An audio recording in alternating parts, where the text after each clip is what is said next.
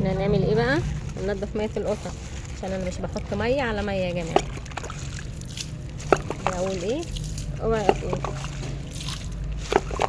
اوعي تقول الميه تيجي عليك.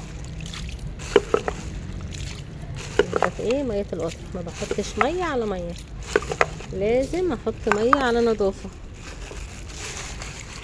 عامله السفنجه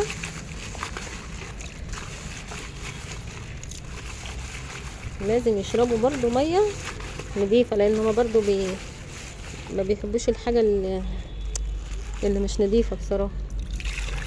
ما خلوهمش يشربوا ميه معكره.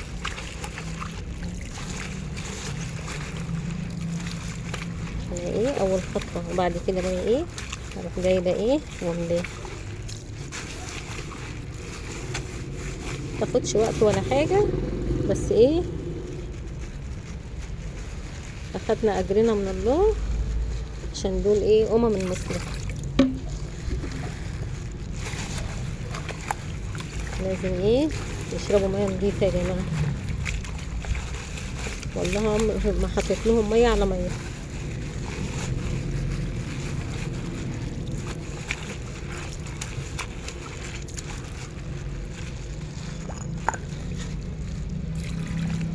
لازم اشطفها كده، معدل الكيس بس كده في ايدي.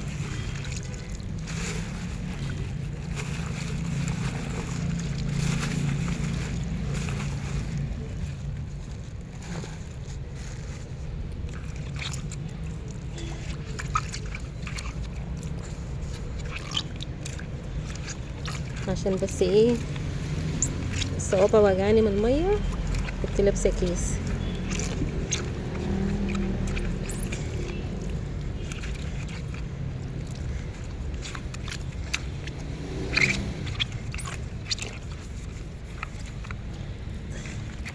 كده ايه نضفنا ايه ميه القطط.